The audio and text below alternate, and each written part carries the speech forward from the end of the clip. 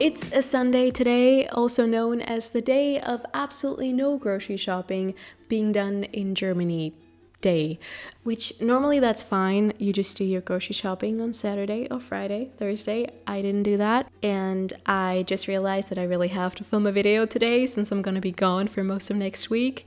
So I thought, why not use the situation that I'm in and try and improvise and make a video on using up the things that you already have at home. I'm gonna try to do 3 to 4 meals, and I'm also gonna make sure to give you guys alternative options for certain ingredients, since we might not have the exact same things in both our kitchens. Oh, shout out to my friend Anne-Louise, whose text messages definitely encouraged me to make this video as well.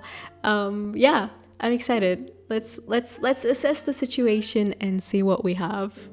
Alright, so this is what my pantry looks like right now. As you can see, I have absolutely no system. I really need to set aside some time to properly organize this at some point. Perhaps I'll do that in a future video. Let me know if that's something that would be interesting. What I'm definitely lacking here is fresh fruit and vegetables, apart from this random apple here in a bowl. And what's in my freezer can be summed up in 3 categories: sliced bread, frozen vegetables, cake I baked months ago and couldn't seem to get rid of. Anyway, let's get to these recipes. So for this first meal, I ended up with these chickpea breakfast tacos. Breakfast because doesn't this look like it's filled with egg whites? This was unintentional. I was going for more of a melted cheese type vibe. First off, you'll need a half a can of drained and rinsed chickpeas. I would definitely recommend saving the chickpea liquid for future baking recipes. There might be one coming up later in this video, so set that aside, put it in the fridge. We'll get back to that in a bit. You don't need a food processor for this next step. I just didn't feel like mashing up the chickpeas by hand or chopping up the one onion I could find. Pulse for just a couple seconds. Instead of chickpeas, you can of course go for any other type of canned bean or legume that you happen to have on hand, like brown lentils or kidney beans would be fun. To a non-stick skillet, I added some oil and brought that to medium heat. Added the onion chickpea mix and let that cook for about 6 minutes, mixing frequently. Then I added all my spices, cumin, paprika, garlic powder, then some tomato puree went in there. I mixed that in, then added some passata and vegetable broth. I let everything simmer over medium for another 5 minutes or so. Now onto this strange looking egg part. I let a tablespoon of vegan butter melt in a small saucepan over medium heat. Once melted, I added a tablespoon and a half of tapioca starch. But you can also use cornstarch. The consistency will be slightly different, but when it comes down to, putting everything inside the wrap, it doesn't really matter and it will come out tasting delicious regardless. Mix that in very well. Best you do that with a whisk. Once the starch has been fully incorporated, you pour in some soy cream or non-dairy milk. Bring this up to a quick boil. And once it's thickened up, you lower the temperature back to medium and season this with salt, garlic powder, bit of white wine vinegar, then set it aside to firm up even more. Bring another Bring another non-stick skillet to medium heat. The oil here can be skipped. Add a couple tablespoons of the chickpea mix to one side. Top that off with about half of the fake egg mix, or add everything if you're making just one big wrap. I found some frozen spring onion in my freezer. And then I fold it over the one side without the filling and let this toast for another 2 minutes or so. Lightly press it down, but not too much, otherwise the filling might spill.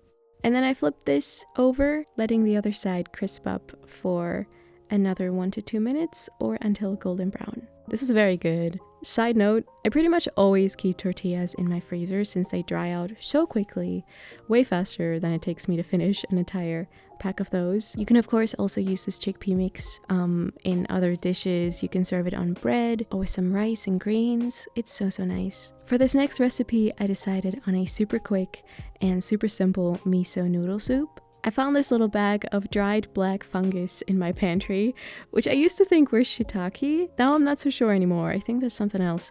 Anyway, you can of course just use fresh mushrooms, and instead of letting these soak in hot water for 2 to 3 minutes, you simply just chop them up and saute them in the saucepan first before you add the garlic.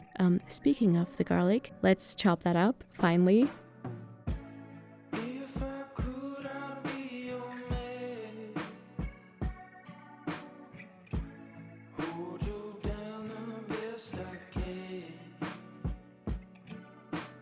Bring a little bit of olive oil and garlic to medium-low heat, allowing this to cook for about 2 minutes. Then turn the heat to medium and add some maple syrup, balsamic vinegar, soy sauce, or vegan Worcestershire sauce in my case. Then I mixed in the soaked and drained almonds mushrooms, some of the frozen spring onion, some miso paste, and veggie broth, and let it simmer for about 3 minutes before adding some frozen edamame and frozen peas. Then taste test, adjust anything if needed. I cooked up the glass noodles separately here. Mix everything and then dig in. This was super nice, perfect for like a cozy, rainy evening.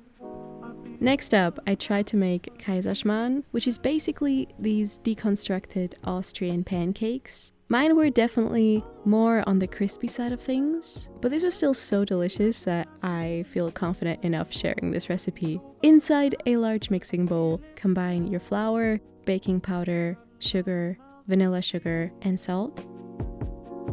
Then pour in your non-dairy milk and add your apple cider vinegar. Mix this up until smooth.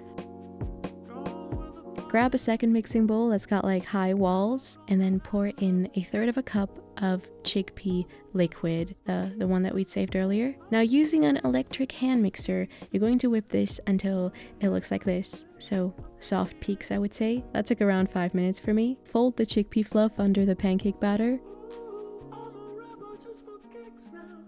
Now preheat your oven to 180 degrees Celsius and bring a non-stick oven-proof skillet to medium-high heat. Oven-proof, meaning that the handle can go into the oven as well. I wasn't sure about my other ones, which is why I ended up with this grilling pan. Grease that pan with some vegan butter. Then pour in the entire mix of pancake batter. Smooth out the top and let the bottom crisp up for 1 to 2 minutes.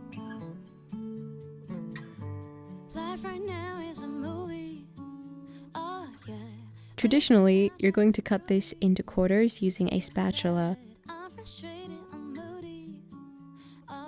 And then flip each piece and let that other side get some color for another 1 to 2 minutes. I added some more vegan butter here. Be careful, the handle is still gonna be insanely hot. Next up, you would have to rip this apart. I was careful not to scratch the pan, but it's probably smarter to just do that on a large cutting board or something. Serve this with some powdered sugar, perhaps some soy cream or soy yogurt, whipped cream, applesauce, frozen berries that you warm up for a bit. The chickpea water in this really makes this taste like egg to me.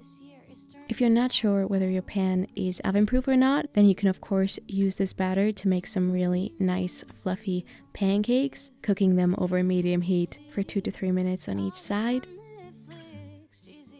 Alright, so for this last recipe, we've got this crunchy tofu and peanut rice bowl. Cook up your rice according to the packaging. Preheat your oven to 190 degrees Celsius and line a baking sheet with parchment paper. Cut up a block of firm tofu first, cut it in half like so, and then into random little nugget shapes.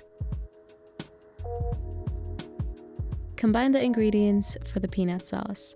Yeah, it might be a bit stubborn at first, mixing those ingredients, but just keep going. If needed, add some more water. Mix it with a whisk, that works best. It's okay if this mix almost tastes a little too salty and a little too over-seasoned, because the tofu needs all the seasoning it can get. If you don't have any nut butter, but you happen to have some vegan cream, you could go with that. I've even made something similar using barbecue sauce once, so you could hypothetically also just dip these into barbecue sauce and then into cornflakes. Speaking of, to a deep dish plate, add a handful of crushed unsweetened cornflakes. Dip the tofu into the liquid first, and then into the cornflakes, and then onto your parchment paper. Add a fresh handful of crushed cornflakes once those are empty, and then just keep going. Those on the left side here, I dipped into a bowl of sesame seeds. Oh, and I bet crushed peanuts would go really nicely here as well. In the meantime, I put together a second, slightly less strongly seasoned peanut sauce to have together with the bites later. And I also quickly cooked up some frozen broccoli. Yeah, I put about 2 handfuls of that inside a small pot together with a splash of water. Put a lid on that had a hole, and then let this come up to a simmer, and I let that cook for about 2 to 3 minutes, or until I was left with some steamed through and bright green broth. And then it was time to plate this all up. The cooked rice, steamed broccoli, a couple of the crunchy peanut tofu pieces, the quick peanut sauce. Serve with sesame seeds, of course, perhaps some more crushed peanuts if you happen to have those. This was so satisfying. And that's everything for today. I hope you guys enjoyed this. Those were very much improvised meals. Sometimes I get so stuck with the recipes I've already planned out for certain videos.